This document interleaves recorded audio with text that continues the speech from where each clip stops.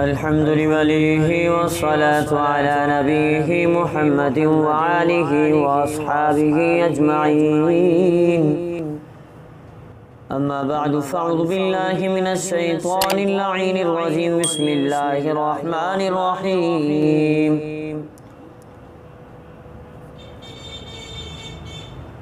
عن أبي هريرة رضي الله عنه أن رسول الله صلى الله عليه وسلم قال: من أفطر يوما من الرمضان من غير رخصة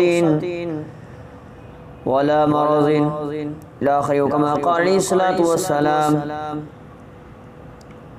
عزیزان ایمان، میرے محترم سامعین مکرمین، اللہ کے بڑے احسان اور کرم نوازی سے ہمارے 10 عزیز کا پروگرام جاری و ساری ہے.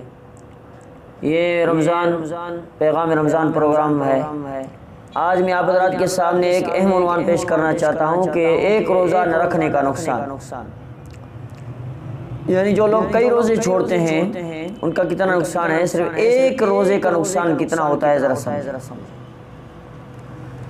فرمایا کہ حضرت ابو ہریرہ رضی اللہ تعالیٰ عنہ سے روایت ہے، فرمایا کہ نبی علیہ السلام نے فرمایا کہ قال من افطر، فرمایا جس نے روزہ رمضان کے مہینے کا ایک روزہ چھوڑا بغیر کسی مرض کے. فرمایا کہ اگر رمضان میں ایک روزہ ایک دن بھی رمضان کے روزے کو افطار کر دیا، یعنی اس نے رمضان کا روزہ ایک چھوڑا، غیر رمضان کا سارا مہینہ روزے رکھے. فرمایا کہ ایک رمضان کے ایک روزے کا بدل نہیں ہو سکتا. 11 مہینے روزے رکھے، 11 مہینے روزے رکھے، ایک مہینے ایک دن کا روزہ رمضان کا چھوڑا ہے وہ پورا نہیں کر سکتا.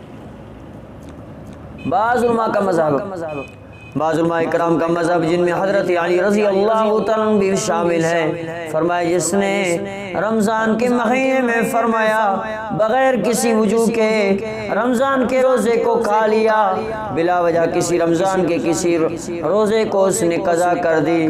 فرمایا کہ عمر پر روزے رکھتا ہو، فرمایا کہ اس کا کوئی بھی روزہ قبول نہیں ہوگا، اس کا قضا بھی نہیں ہوگا. حضرت علی کرم اللہ وجہ اور بعض علماء اکرام کا کہنا ہے.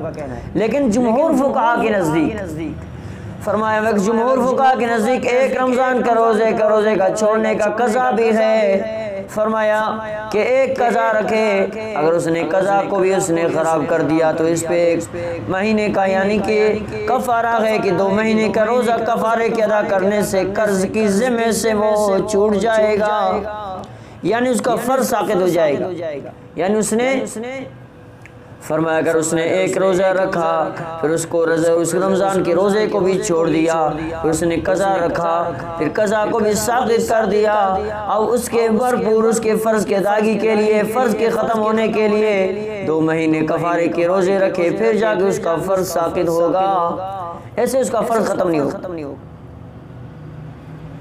یعنی مطلب کہ رمضان کے مہینے کے اندر جو برکتیں ہیں جو غیر رمضان میں اس کو جو ہے نا محسوس نہیں ہو سکتی. رمضان کے مہینے میں جو برکت ہے، ایک نفل پڑھنے کا ثواب فرض کے برابر، ایک فرض کا ثواب 70 فرضوں کے برابر.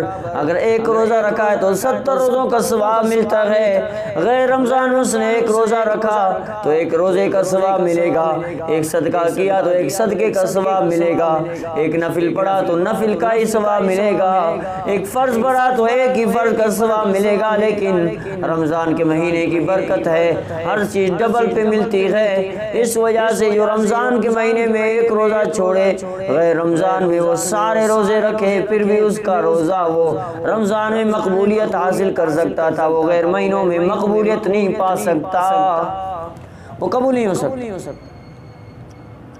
جو لوگ سرے سے روزہ نہیں رکھتے، اللہ معاف کرے،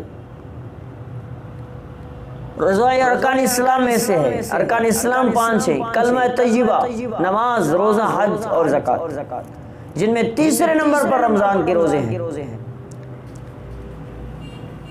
فرمایا کہ اگر کوئی شخص رمضان کی روزے چھوڑے وہ مسلمان کے فرض سے نکل جاتا ہے. حضرت ابن عباس رضی اللہ عنہ کی روایت ہے، فرمایا کہ 3 شرائط پہ عمل نہ کرے، کلمے پہ، کلمہ شہادت، نماز اور روزہ. فرمایا جو شخص ان میں سے ایک بھی چھوڑ دے، فرمایا کہ وہ کافر، جو شخص ان میں سے ایک بھی چھوڑے وہ کافر ہے.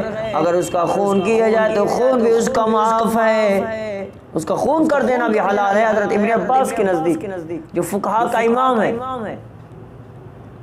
علماء نے جیسی روایات کو انکار کے ساتھ تنقید کی نظر سے دیکھا ہے کہ بھئی ایسے نہیں، اگر کوئی شخص روزہ نہیں رکھتا تو یہ وارد ہے کہ یعنی وہ کفر میں نہیں جا سکتا۔ نبی کریم صلی اللہ علیہ وسلم کے ارشاد ایسے لوگوں کے بارے میں سخت سے سخت وارد ہوئے ہیں، فرائض کے ادا کرنے میں کوتاہی کرنے والوں کو اللہ کے قہر سے بہت ہی زیادہ ڈرنے کی ضرورت ہے۔